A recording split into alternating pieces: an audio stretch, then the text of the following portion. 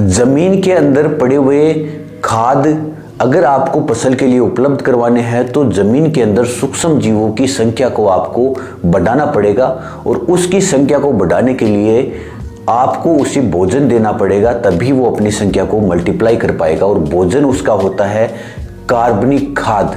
अपने यहाँ पर कंपोस्ट का इस्तेमाल कीजिए, गोबरी खाद का इस्तेमाल कीजिए, हरी खाद का इस्तेमाल कीजिए और उसकी संख्या को आप मल्टीप्लाई कीजिए।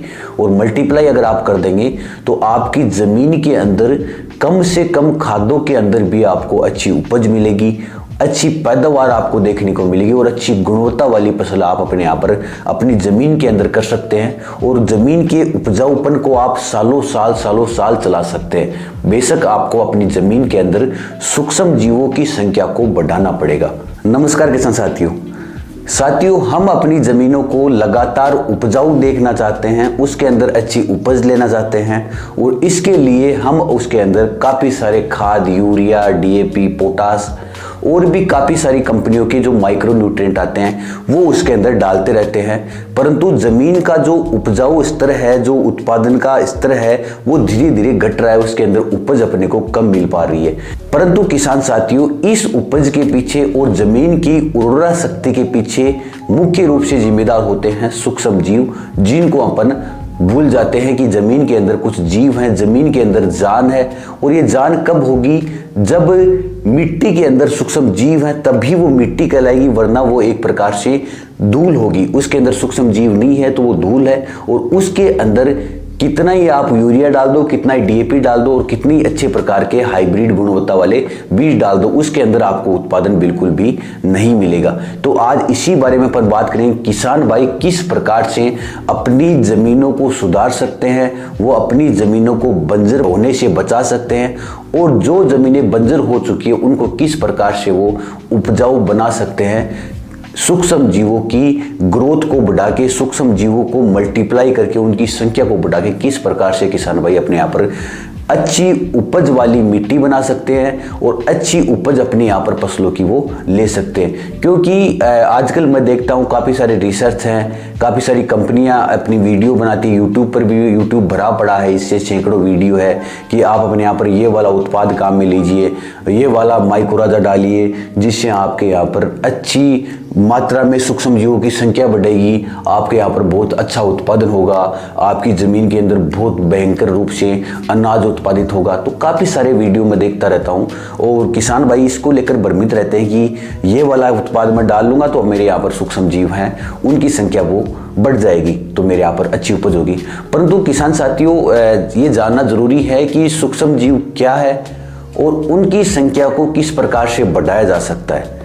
आप मेरी बात समझिए, अगर 1 ग्राम मिट्टी है तो उसके अंदर हजारों करोड़ों की संख्या में उसके अंदर बैक्टीरिया है, सूक्ष्म जीव हैं, उसके अंदर पीएस भी है, जीएस भी है, उसके अंदर राइजोबियम है, काफ़ी सारे जो उसके अंदर बैक्टीरिया उसके अंदर उपलब्ध है। उसके अंदर काफ़ी सारे सैकड़ों हजारों रुपए की फंगस है उसके अंदर 10,000 के लगभग निमेटोड है। सिर्फ 1 ग्राम मिट्टी के अंदर काफ़ी सारे, मतलब एक प्रकार से 1 ग्राम मिट्टी के अंदर पूरा का पूरा एक प्रकार से आप मान सकते हैं जितनी संख्या अपनी इंसानों की नहीं है उतनी संख्या उस 1 ग्राम मिट्टी के अंदर सूक्ष्म जीवों की है। और ये संख्या अगर बरकरार रहेगी तभी अपने यहाँ पर उपज अच्छी होगी, उत्पादन अच्छा मिलेगा और अपने को जो मिट्टी है वो लगातार उपजाऊ बनी रहेगी। तो जो भी अपन मानते हैं, जैसे अपन इंसान है, अपने को जीवित रहने के लिए पानी, हवा और खाना चाहिए, उसी प्रकार से सूक्ष्म जीवों को भी 3 ही चीजें चाहिए। पहला है हवा, दूसरा पानी और तीसरा भोजन। अगर ये आप उनको अच्छी मात्रा में देते रहेंगे तो उनकी संख्या लगातार बढ़ती रहेगी और जब उनकी संख्या बढ़ती रहेगी तो आपके यहाँ पर मिट्टी की उपजाऊपन को घटाने वाला कोई कारक ही नहीं बचेगा। मतलब अगर आपके यहाँ पर आप सूक्ष्म जीवों की संख्या को बढ़ाते रहेंगे तो आपकी ज़मीन अपने आप उपजाऊ होती रहेगी। अब बात करते हैं सूक्ष्म जीवों को भोजन के रूप में क्या चाहिए जिससे वो अपनी संख्या को मल्टीप्लाई करते रहें, अपनी संख्या को बढ़ाते रहें, जिससे अपनी ज़मीन की जो उपजाऊपन है वो लगातार बरकरार रहे।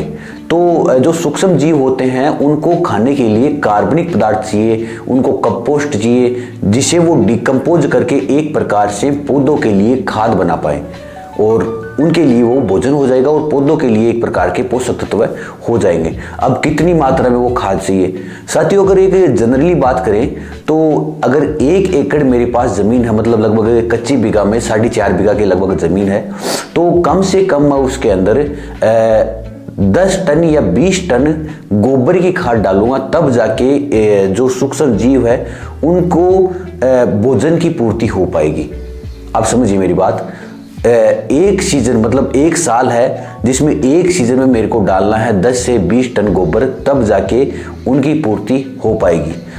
नॉर्मली मैं देखूं एक आम किसान हूं, अगर 10 से 20 टन गोबर की कीमत की बात करें तो काफ़ी ज़्यादा, लगभग 70 से 80 हज़ार रुपये होती है, तो ये काफ़ी कॉस्टली हो जाता है। तो आप समझिए 1 एकड़ ज़मीन में आपको गोबर की खाद डालनी है जितनी आपके पास उपलब्धता हो सके, जिससे उन सूक्ष्म जीवों को भोजन मिल सके। इसके अलावा आपको क्या करना है, जो 1 एकड़ ज़मीन है उसके अंदर ऐसा नहीं है कि आप 4 फसलें कर रहे हैं, 3 फसलें कर रहे हैं। आपने गेहूं बो दिया, उसके जस्ट बाद आपने धान बो दिया, उसके बीच में आपने एक फसल और ले ली, मतलब 3 से 4 फसलें आप ले रहे हैं। परंतु आपको करना क्या है, आपको 1 साल के अंदर, एक सीजन के अंदर लगभग कुछ मात्रा में जो 5 से 6 टन या 7 टन के लगभग आपको गोबर की खाद डालनी है और एक सीजन में आपको हरी खाद को बनाना है। मतलब हरी खाद क्या होती है, एक प्रकार से जैसे ढेंचा है, गंवार है, उसको आपको उगाना है और उगने के बाद उसके अंदर आपको रोटोवेटर से उसको क्रैश कर देना है, तो वो एक प्रकार से अच्छी खाद हो जाएगी, अपनी ज़मीन के लिए एक प्रकार की कार्बनिक खाद हो जाएगी, जिसकी वजह से सूक्ष्म जीव उसको खा पाएंगे, अपना भोजन बना पाएंगे और उसको डिकम्पोज करके अपन जो फसल बोएंगे आगे के सीजन के अंदर, तो उसके लिए एक प्रकार से सूक्ष्म पोषक तत्व है, माइक्रो न्यूट्रिएंट है, जो पोषक तत्व हैं वो सारे के सारे उपलब्ध उसको करवा पाएंगे। ये तभी हो पाएगा जब अपन खेतों के अंदर कार्बनिक खाद बढ़ा पाएंगे, कार्बनिक पोषक तत्वों की संख्या को बढ़ाएंगे, जैसे हरी खाद है, गोबरी खाद है, केंचुआ खाद है। इस प्रकार की खादों को आपको बढ़ाना है, तब जाके आपके यहाँ पर सूक्ष्म जीवों को मल्टीप्लाई आप कर सकते हैं और उसके बाद आप अपने यहाँ पर उसकी संख्या को बढ़ाएंगे और उसकी संख्या अगर बढ़ेगी तो आपके यहाँ पर उत्पादन भी बेशक बढ़ेगा और तभी आपके जो खाद आप डाल रहे हैं, रासायनिक खाद जैसे यूरिया है, डीएपी है, पोटास है या और जो खाद आप डाल रहे हैं वो अपनी फसल को लग पाएगी, अपनी फसल को मिल पाएगी, अपनी फसलों के अंदर वो काम करेगी। ये आपको अपनी फसलों के अंदर करना है। इसके साथ ही अब बात आती है, दूसरा पॉइंट है सूक्ष्म जीवों की संख्या को बढ़ाने के लिए पानी। आपकी ज़मीन के अंदर नमी रहना बहुत ही ज़रूरी है। आपकी ज़मीन में अगर हल्की फुल्की नमी भी रहेगी तो आपके यहाँ पर ज़मीन के अंदर उपस्थित सूक्ष्म जीवों की संख्या मल्टीप्लाई होती रहेगी, बढ़ती रहेगी। तो आपकी ज़मीन के अंदर बिल्कुल सूखापन हो गया, वो एक प्रकार से मिट्टी का सूखा ढेला बन गया, तो उसके अंदर जो भी सूक्ष्म जीव है वो मर जाएंगे। तो आप समझिए आपकी ज़मीन के अंदर हल्की फुल्की नमी होना ज़रूरी है, तब जाके आपके यहाँ पर सूक्ष्म जीवों की जो ग्रोथ है वो होती रहेगी। अब बात आती है वायु के निकास की। आपको अपनी ज़मीन को भुरभुरा बनाना है। जैसे आपने कोई खेती कर ली, उसके अंदर जोड़ों का जाल बना हुआ है, तो अब उसके अंदर अगर आपको भुरभुरा बनाना है तो उसके अंदर रोटोवेटर चलाना पड़ेगा, आपको जो पलाऊ आते हैं वो चलाने पड़ेंगे और ये चला के आपको ज़मीन को भुरभुरा बनाते रहना है। हर फसल के बाद एक बार आपको रोटोवेटर चलाना है। तो इस सारी प्रक्रियाओं के बाद आपको अच्छी प्रकार की भुरभुरी ज़मीन मिलेगी और जिसके अंदर अच्छा वायु का निकास होगा और उसके अंदर वायु का निकास होगा तो जो सूक्ष्म जीव है वो भी एक प्रकार के जीव हैं, उसको श्वास के लिए ऑक्सीजन चाहिए और ऑक्सीजन काम से मिलेगी जब आपकी ज़मीन के अंदर वायु का अच्छा निकास होगा। तो इस प्रकार की सारी गतिविधि आप करके अपने यहाँ पर सूक्ष्म जीवों की संख्या को आप बढ़ा सकते हैं।